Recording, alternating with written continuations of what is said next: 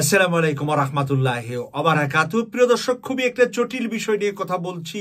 ইনকিলাব প্রতিবেদনে তুলপাড় আসিফ নজরুলের অপসারণের দাবি। আসিফ নজরুলকে আইন উপদেষ্টা থেকে অপসারণের দাবি উঠেছে ইনকিলাবের একটি প্রতিবেদনের কারণে। ইনকিলাব আজকে যা লিখেছে আপনাদের সামনে তা তুলে ধরছি। জুলাই আগস্টের রক্তস্নায়ু গণ অভ্যুত্থানের সফল করতে ভারত ও হাসিনাপন্থী উপদেষ্টা ডক্টর আসিফ নজরুলকে অন্তর্বর্তীকালীন সরকার থেকে বাদ দেওয়া জরুরি হয়ে পড়েছে বলে মনে করেন বিশ্লেষকরা। দেড় দশকের মাফিয়াতন্ত্র, ফেসিবাদ ও গণহত্যার অপরাধে শেখ হাসিনার বিচারকে প্রলম্বিত করার এজেন্ডা নিয়ে মাঠে নেমেছে তিনি। আন্তর্জাতিক অপরাধ ট্রাইব্যুনালের বিচারক নিয়োগ দেননি। আন্তর্জাতিক অপরাধ ট্রাইব্যুনালে বিচারক নিয়োগ দেওয়া হয়নি, কিন্তু আইনজীবী নিয়োগ দেওয়া হয়েছে, কথাটা সত্য। এই বিষয়ে আরও যা এখানে লিখেছে, এর আগে তিনি মাঠে নেমেছেন 1973 সালের আন্তর্জাতিক অপরাধ ট্রাইব্যুনাল আইন সংশোধনের ইস্যু নিয়ে। এই ধরনের নতুন এবং জটিলতা উনি বাড়াচ্ছেন বলে ইনকিলাব এখানে লেখছে। দুর্নীতিগ্রস্ত বিচারপতিদের বহাল রেখেছেন, আটকে রেখেছেন হাইকোর্টে বিচারক নিয়োগের উদ্যোগ। নানাবিধ সংস্কারের কথা বলে তৈরি করছেন সংবিধান সংস্কার কমিশন, বিচার বিভাগ সংস্কার কমিশন। পক্ষান্তরে নিজেরাই যেখানে সাংবিধানিক এবং আইনগত ভিত্তি নেই, সেখানে সাজা বাতিল ও মামলা প্রত্যাহার আইন প্রতিপালনের বুলি কপচাচ্ছেন। এসব করে যে কোনো প্রকারে আগামী নির্বাচন পর্যন্ত শেখ হাসিনা ও তার দোসরদের আনকমপ্লিট রাখা, যাতে তারা নির্বাচনে অংশ নিতে পারে। প্রিয় দর্শক, এই কথাগুলা ইনকিলাব পত্রিকায় বিশেষজ্ঞদের মন্তব্য এবং ইনকিলাবের লেখা। এগুলা আমার কথা নয়, আমি ইনকিলাব থেকে পরে শোনাচ্ছি আপনাদেরকে। শেষের দিকে এসে আমি কিছু বিশ্লেষণ করব। পক্ষান্তরে তারেক রহমানের স্বদেশ প্রত্যাবর্তনের অমার্জনপূর্ণ গ্লানিকর করে রাখছেন।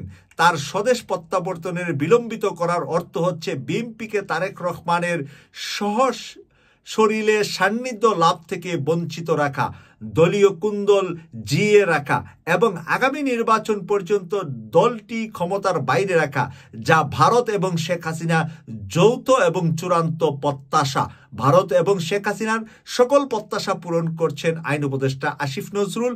ইনকিলাবে আজকে এই রিপোর্টটি লিখেছে। তাদের প্রত্যাশা পূরণের ক্ষুণ্ণ কৌশল ভারত ডক্টর ইউনূসের নেতৃত্বাধীন সরকারে আইন উপদেষ্টা হিসাবে ডক্টর আসিফ নজরুলকে ঢুকিয়ে দেয়। ভারত ঢুকিয়ে দিয়েছে। গত সোমবার দৈনিক ইনকিলাবে প্রকাশিত কোন দিকে খেলছেন আসিফ শীর্ষক প্রতিবেদনের পর নাগরিক সমাজে আইন উপদেষ্টা ডক্টর আসিফ নজরুলের ভূমিকা নিয়ে চলছে চুলছেরা বিশ্লেষণ। বিষয়টি পরিণত হয় টপ অব দ্য কান্ট্রি। শিক্ষক, সাংবাদিক, আইনজীবী, বিচারক নির্বিশেষে সকলের কাছে প্রশ্ন, আসিফ নজরুল আসলে কার জন্য কাজ করছেন? প্রিয় দর্শক, আমি আপনাদের সামনে ছেড়ে দিলাম আজকের ইনকিলাব পত্রিকার প্রতিবেদনটি। আপনারা বিবেচনা করবেন রিয়েলি আসলে কি তাই নাকি। কারণ কিছু কিছু কথার মধ্যে কিন্তু আমি নিজেও ডালমে কুচ কালাহে খুঁজে পাচ্ছি।